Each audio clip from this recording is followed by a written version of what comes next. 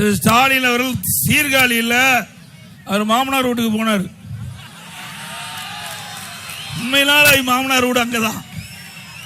அங்க போய் நல்லா விருந்து சாப்பிட்டு மக்கள் ஏதாவது பேசுவாங்கன்னு சொன்ன உடனே அப்படியே வாக்கிங் போறார், நடபாதையை மேற்கொள்றார் சீர்காழியில். அங்க போய் காய்கறி மார்க்கெட்டுக்கு போறாரு. டீ கடையை பார்த்தே இல்ல, செல்வந்தர்ல அங்க டீ கடையில் போய் டீ குடிச்சார் அப்படின்னு பத்திரிகையில செய்தி வந்திருக்குது. இதனால நாட்டு மக்களுக்கு ஏதாவது நன்மை உண்டா? அவர் டீ குடிக்கிறதுனால நாட்டு மக்களுக்கு என்ன நன்மை கிடைக்குது? அந்த டீ கடைக்காரனுக்கு அவர் கொடுத்த டீ பணம் வேஸ்ட், அது அவருக்கு இழந்து போனதான் மிச்சம். அப்போ அங்க அந்த சீர்காழியில் அவர் பேசுறார், ஏதோ என்னை பற்றி விமர்சனம் செய்கின்றார். இன்றைய தினம் தேர்தல் நடந்துகிட்டு இருக்குது. இந்த தேர்தல் நடக்கிற காலத்தில் பாராளுமன்ற தொகுதி மறுவரை செய்ய முயற்சிக்கிறாங்கன்னு. ஸ்டாலின் அவர்களே, இப்ப தமிழ்நாட்டில் தேர்தல் நடக்குது, இதை பத்தி பேசு.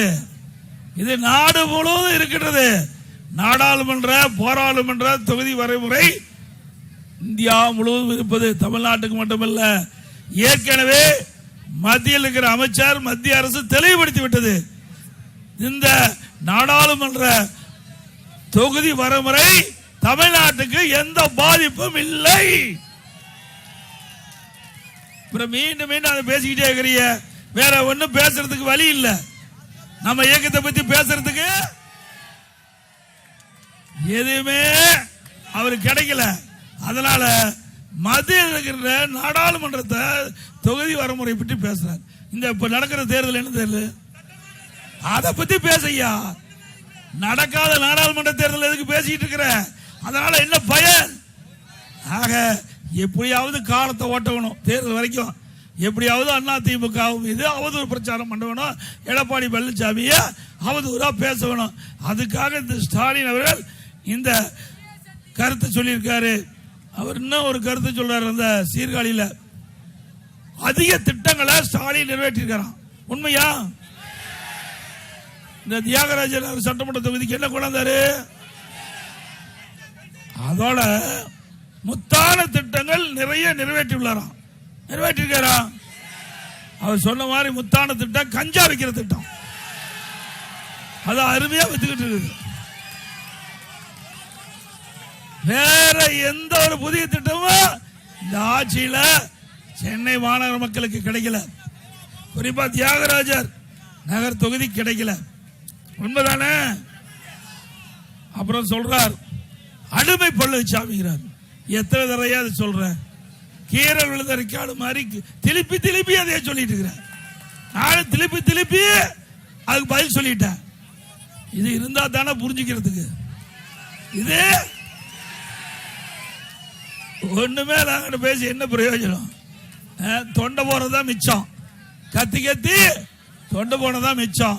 திரு ஸ்டாலின் அவர்களே, நல்ல மாட்டுக்கு ஒரு சூடு, நல்ல மாட்டுக்கு இதுல இருந்து புரிஞ்சுக்க வேணும். இதை விட்டுட்டு தமிழ்நாட்டுக்கு வாயா. தமிழ்நாட்டு மக்களுக்கு என்ன பிரச்சனை? அதிமுக ஆட்சியில இதை செய்யல அப்படின்னு சொல்ல, அதுக்கு பதில் சொல்ல தயார். அதை விட்டுட்டு மத்தியில இருக்கிறத பத்தி பேசுவதனால இந்த தேர்தலுக்கு அதுக்கு சம்மதம் உண்டா? அடிமைங்கிறார். அதிமுக ஏற்கனவே தெளிவுபடுத்தி விட்டேன். நான் மட்டுமல்ல, எங்க தொண்டன் கூட யாருக்கு அடிமை இல்லை. எங்களுடைய பொன்மனச்சம்பல் புரட்சி தலைவர் எம்ஜிஆர், இதே புரட்சி தலைவி அம்மா, அவருடைய அரசு பள்ளியை படித்த மாணவர்கள் நாங்க யாருக்கு அஞ்ச மாட்டோம். இன்றைக்கு தமிழ்நாட்டு மக்களுக்கு நன்மை கிடைக்கின்ற எந்த திட்டமாக இருந்தாலும் ஆதரிப்போம், வரவேற்போம். தமிழ்நாட்டு மக்களுக்கு அவர்கள் யார் திட்டத்தை பாதிப்பு உள்ளாகின்ற திட்டத்தை கொண்டு வந்தாலும் அதை எதிர்த்து முறியடிப்போம். இதுதான் எங்களுடைய கொள்கை. உங்க மாதிரி ஆட்சி அதிகாரத்துக்காக எதவானாலும் அடமான வைக்க மாட்டோம். அடமான வைக்கின்ற கட்சி திமுக கட்சி. இன்றைய தினம் திராவிட முன்னேற்ற கழகம் காங்கிரஸ் கூட்டணி வச்சிருது. அப்போ தமிழ்நாட்டில் சட்டமன்ற தேர்தல் வந்தது. அந்த நேரத்தில் திரு கருணாநிதி உடன்பட்டு வரல. தொகுதி உடன்பாடு ஏற்படுறதுக்கு காலதாமதம் செஞ்சார். உடனே இது காங்கிரஸ் கட்சி என்னாச்சு, ரெய்டு விட்டாங்க. அறிவாலயத்தில் முதல் மாடியில ரெய்டு நடக்குது. கீழ்த்தளத்தில் கூட்டணி பேச்சுவார்த்தை கையெழுத்து போடுறாரு. இப்படி அடிமைத்தனமாக இருக்கின்ற ஸ்டாலின் அவர்களே, உங்களுக்கு பேசுவதற்கு தகுதி இருக்குதா அதிமுக பத்தி? நாங்க கூட்டணி அமைச்சோம். உன்ன போல 20 நாட்கள் அலை அலையில் அலைஞ்சு காங்கிரஸ்காரர் அவருடைய கருத்துக்கெல்லாம் சொல்லி, திமுக அவர் கருத்துக்கெல்லாம் சொல்லி, 2 பேரும் வார்த்தை போர் முற்றி ஒரு வழியா 20 நாள் கழிச்சு தான் கூட்டணி பேச்சுவார்த்தையை முடிச்சுங்க. உங்க கூட்டணி கட்சியில் இருக்கிறவங்களா போய் போய் பார்த்து பார்த்து செருப்பு தெரிஞ்சு போனதான் மிச்சம். ஸ்டாலினை பார்த்து அண்ணா திமுக அப்படி இல்ல. அண்ணா திமுக கூட்டணி அமைக்கும் என்று அறிவிச்சோம். எங்களுடைய கூட்டணி கட்சி தலைவர் அண்ணா திமுக தலைமை அலுவலகத்திலே ஒன்று கூடினோம். 2 மணி நேரத்தில் கூட்டணி பேச்சுவார்த்தை முடிவு பெற்றது. கொடி கீழ முடியும் பாட்டாளி மக்கள். ஒவ்வொரு கட்சிக்கும் எத்தனை இடம் என்று 2 மணி நேரத்தில் முடிவு செய்து அறிவிக்கப்பட்ட கட்சி அண்ணா திமுக கட்சி. அண்ணா திமுகவுக்கு இத்தனை இடம், பாரதிய ஜனதாவுக்கு இத்தனை இடம், பாட்டாளி மக்கள் கட்சி இத்தனை இடம், அம்மா மக்கள் முன்னேற்ற கழகத்துக்கு இத்தனை இடம் அப்படின்னு 2 மணி நேரத்தில் அனைத்து இந்திய அண்ணா திராவிட முன்னேற்ற கழக தலைமையிலே நம்ம கூட்டணி கட்சி சேர்ந்த தலைவர்கள் ஒன்று கூடினோம்.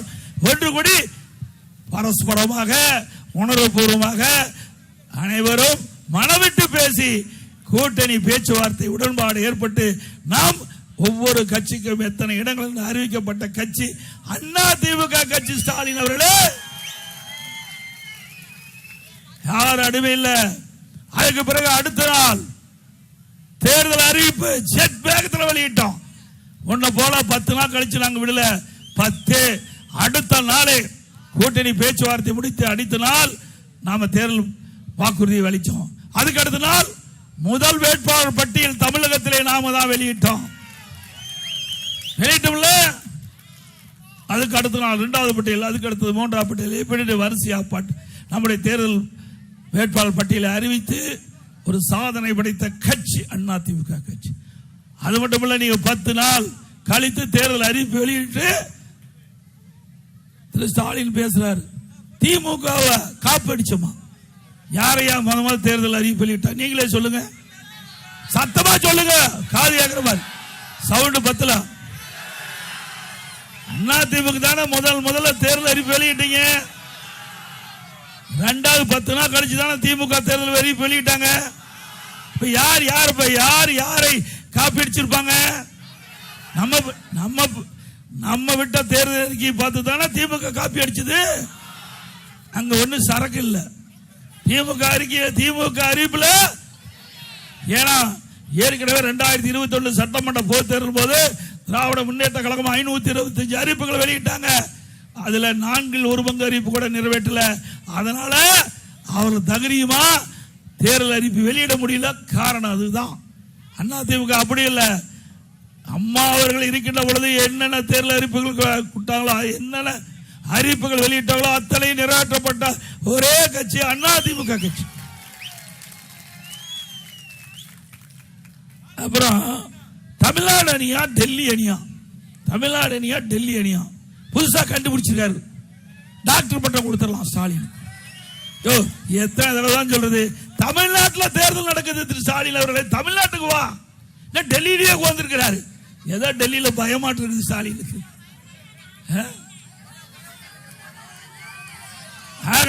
டெல்லி விட்டு தமிழ்நாட்டுக்கே வரமாட்டேங்கிறார். ஸ்டாலின் அவர்களே, தமிழ்நாட்டுக்கு வாங்க.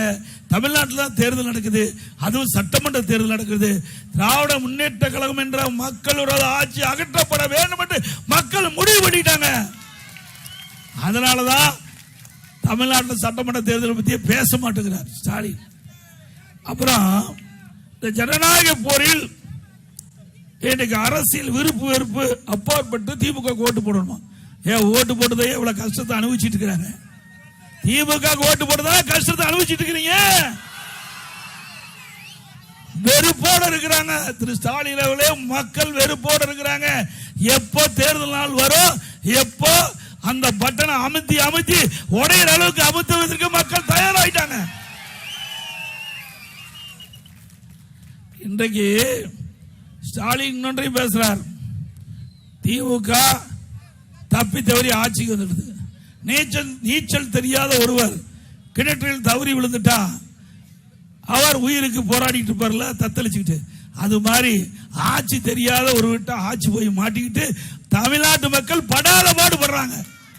உண்மைதானே? எங்களை பத்தி விமர்சனத்துக்கு உங்களுக்கு என்ன அருகதை இருக்குது? சிந்தித்து பாருங்கள். ஸ்டாலின் அவர்களே, நான் முதலமைச்சர் இருக்கும் போது கட்சியில எவ்வளவு பிரச்சனை உண்டாக்கி பார்த்தீங்க. அது மட்டும் இல்ல, இன்றைக்கு நான் முதலமைச்சருக்கு கடுமையான வறட்சி, சென்னை மாநகர மக்களுக்கு முழுமையான தண்ணீர் கிடைக்காத ஒரு சூழ்நிலை கூட வெளி மாநிலத்திலிருந்து வெளி மாவட்டத்திலிருந்து ரயிலில் தண்ணி கொண்டு வந்து தண்ணி கொடுத்து தாகத்தை தீர்த்த அரசாங்கம் அதிமுக. புயல் வெள்ளம் டெல்டா மாவட்டத்தில், பிறகு கொரோனா, ஒரு வருஷம் யாராவது வெளியே போக முடிஞ்சுதா? வீட்டிலே அடைபட்டி கிடந்தோம். அப்ப கூட மக்கள் ஒத்துழைப்பு கொடுத்தாங்க அதிமுக அரசாங்கத்துக்கு. விலை மதிக்க முடியாத உயிரை காப்பாற்றிய அரசாங்கம் அதிமுக அரசாங்கம். இப்படி மக்களை காத்த காரணத்தினால்தான் இன்றைக்கு மக்கள் எங்க மீது நம்பிக்கை வச்சிருக்கிறாங்க. இன்றைக்கு வல்லரசு நாட்டில் கூட இந்த கொரோனா வைரஸ் பரவல் இருந்து மக்களை பாதுகாக்க முடியல. ஆனா அந்த கொரோனா வைரஸ் தொற்று ஏற்பட்டு விட்டா அவர் உயிரிழக்க நேரிடும். அப்படிப்பட்ட சோதனையான நேரத்தில் கூட திறமையாக அரசு செயல்பட்டு விலை மதிக்க முடியாத உயிர்களை காப்பாற்றிய அரசாங்கம் அதிமுக. திமுக ஆட்சியில் வறட்சி வந்ததா, வெள்ளம் வந்ததா, புயல் வந்ததா, கொரோனா வந்ததா? ஒன்னும் வரல. அப்படி வந்திருந்தா அந்த முதலமைச்சரே காணாத போயிருப்பார். இவர் அந்த கொரோனாவிலேயே போயிருப்பார்.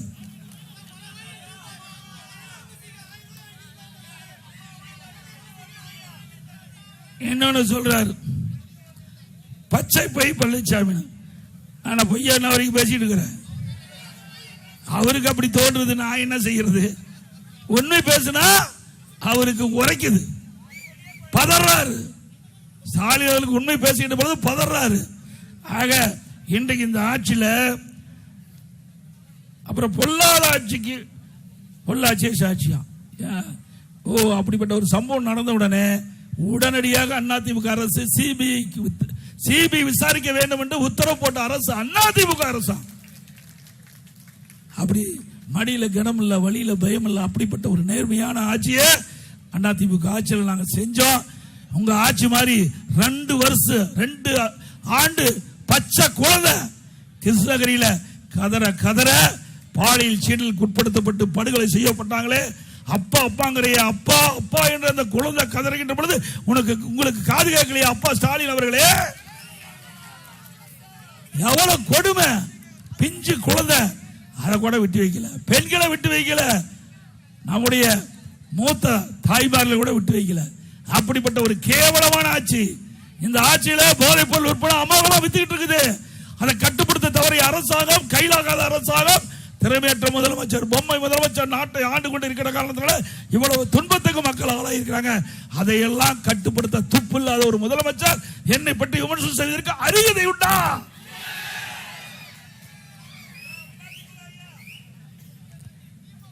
இன்றைக்கு அதிமுக ஆட்சி பொறுத்த வரைக்கும் ஒரு நல்ல ஆட்சி கொடுத்தோம். விலைவாசி உயராம பார்த்துக்கிட்டோம். மக்கள் விலைவாசியில் தான் கடுமையா பாதிப்பாங்க. இன்றைக்கு அரிசி விலை உயர்ந்து போச்சு. 1 கிலோ 30 ரூபாய் ஏறி போச்சு. பருப்பு 40 ரூபாய் ஏறி போச்சு. எண்ணெய் 60 ரூபாய் ஏறி போச்சு. இதை பத்தி எல்லாம் அந்த முதலமைச்சருக்கு கவலை இல்லை. மக்கள் பாதிக்கின்றாங்க. அந்த பாதிப்பில் இருந்து மீட்டெடுப்பதற்கு, விலை குறைப்பதற்கு எந்த நடவடிக்கை எடுத்தாங்கன்னா எதுவும் இல்லை. நாட்டு மக்களை பத்தியே கவலைப்படாத முதலமைச்சர் வீட்டு மக்களை பெற்று, வீட்டு மக்களுக்கு என்ன அதிகாரம் வேணும், என்ன கட்சியில பதவி வேணும் அப்படின்னு சிந்தனையில் இருக்கிற முதலமைச்சர் நாட்டுக்கு தேவையா?